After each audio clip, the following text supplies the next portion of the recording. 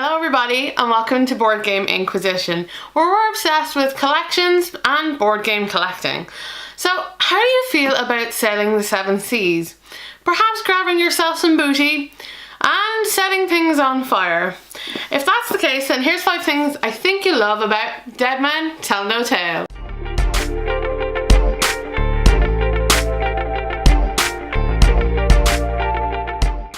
Dead Men Tell No Tales from Minion Games is a cooperative game for 2 to 5 players, although their Board Game Geek page just suggests that there is indeed a solo mode. In it, you've just taken down an enemy pirate ship and you're heading aboard to take the plunder. Now, did I mention that this ship happens to be on fire? The group wins when they've taken a specific amount of treasure from the flaming ship. This game focuses on tile laying and action point selection. At the start of your turn, you'll add a tile to the already flaming ship, which will come with its own assailant, hopefully one who's carrying treasure, and its own dice. And the dice represents just how on fire the room actually is. At the end of your turn, you'll flip over an event card, and it'll determine which coloured or which numbered dice will rise in number. The problem being that when they hit 6, rooms explode, killing everything in them and making them impassable.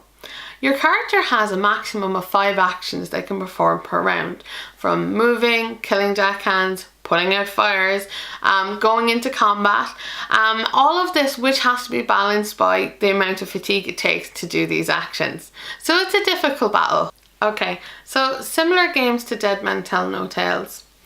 I have a tendency to kind of focus on its procedural element here, the turning over of the tiles, and that really is what generates most of this game. And for me, that reminded me a little bit of a very kind of pared down Spirit Island, where you have that procedural element that you go through to get through each turn that you're working together to solve. Setup is very quick, and the rulebook had no problems in teaching us how to play or answering any questions we had about the game. Takes about 40 to 45 minutes for 2 players, and to be honest, it didn't take much longer when we played with 4. Replayability wise, yeah, there's good variation in the actual components themselves, but the game is always going to play out in the same vein. Aesthetics wise, I really enjoyed the art of Dead Men Tell No Tales, specifically the cover art. Isn't it, like, that's just stunning. The character cards themselves are good, but the real standouts are the deckhand tokens and your own little pirate meeples. They really do kind of steal the show. Overall, this game feels incredibly luxe with fantastic component quality.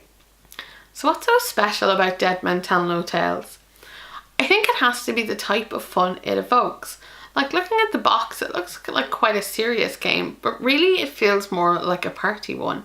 You'll find yourself yelling at your friends to put out fires and talking like a pirate. And overall, it evokes a very kind of unique experience. So, how do I really feel about Dead Men Tell No Tales? Firstly, the negatives. I think a main issue I had with this game was the fact that I didn't feel like it scaled very well. The more players you add, the more random events are added and the more tiles are added to the ship each round. And all of these are random.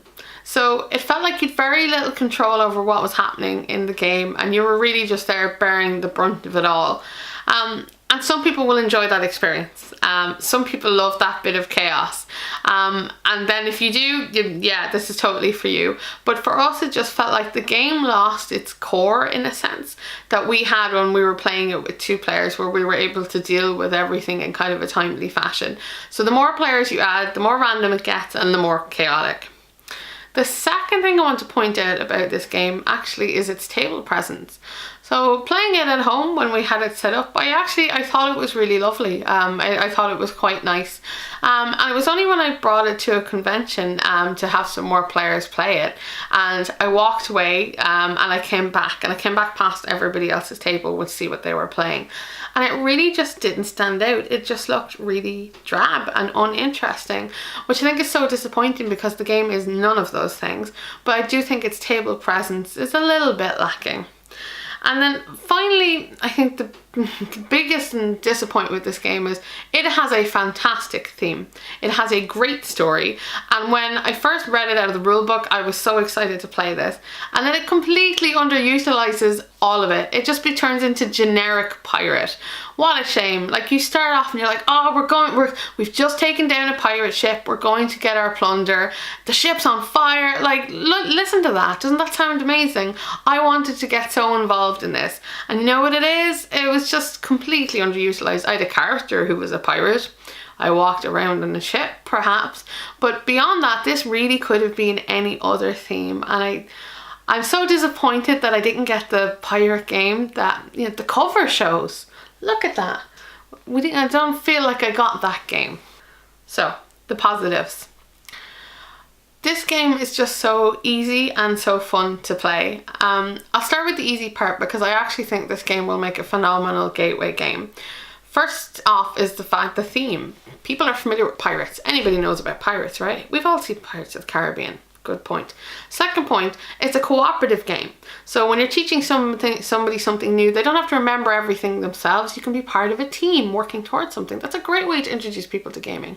Thirdly, you're going onto a pirate ship and rescuing treasure that's on fire.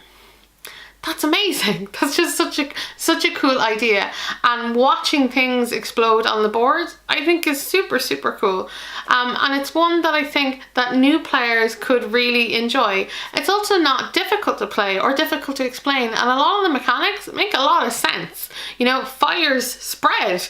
I think this is a great game for new players, and not just for new players, but for seasoned ones too.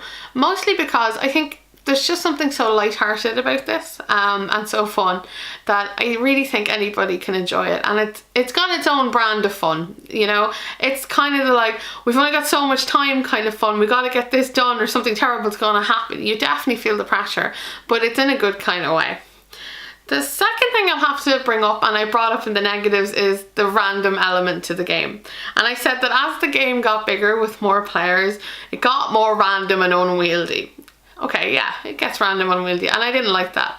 However, I also think it's a positive to the game, because this is a burning ship, people. What were we expecting? Of course it's going to be, you know, random. But I think there are different versions of random, right? So there's random where you have no control over anything that's happening and stuff just happens to you. And that's not a particularly fun kind of random. Then there's random within a particular kind of sandbox, like in this case, the ship. And it makes sense that random things happen on a ship that's on fire, because that's just how it is. And I like the way the random is used in this, because at any moment something could explode, or at any moment somebody could appear from down below and, you know, with the cutlass or whatever, and come for you. And it makes sense. So while I said that on the one hand more players made it very unwieldy, I think the randomness in general in the game is well done, actually. I think it's very well done.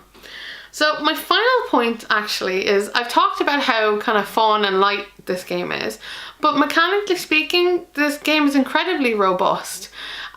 In particular, the fatigue mechanic is very clever, whereby, you know, you can only carry so much stuff around the ship before you get tired. Makes sense, right? And the more tired you get, the less rooms you can go into, because you couldn't make it through all the smoke and the flames, okay?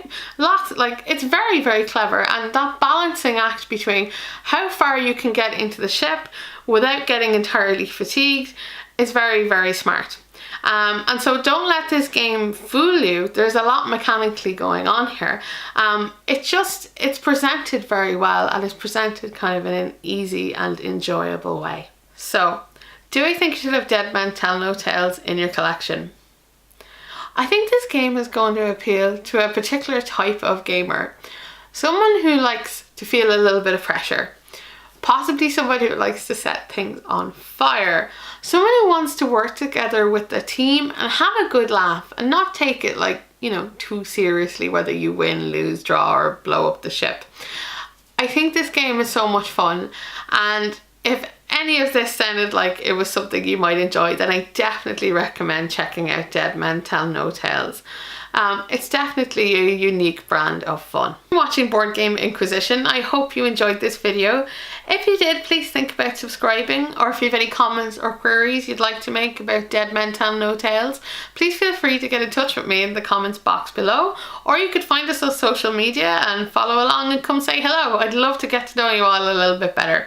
And until next time, I'll be here playing games, asking questions, and as always, perusing my collection. Take care.